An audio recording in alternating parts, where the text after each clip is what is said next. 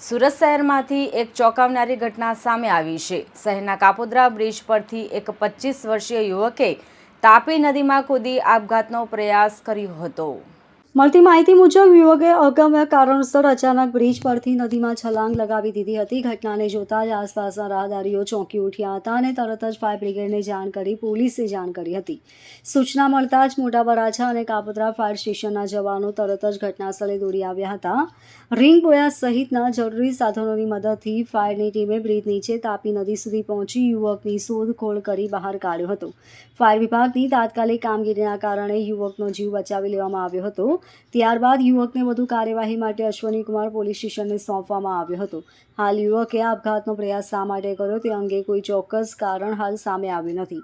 Police સમગ્ર મામલે વધુ તપાસ હાથ ધરી રહી છે। આ ઘટનાએ એક વખત ફરી લોકોમાં ચિંતા જગાવી છે અને સમયસર મળી આવેલી મદદથી એક યુવાનનો જીવ બચી જવા પામ્યો છે। Bureau report LK star news, Surat.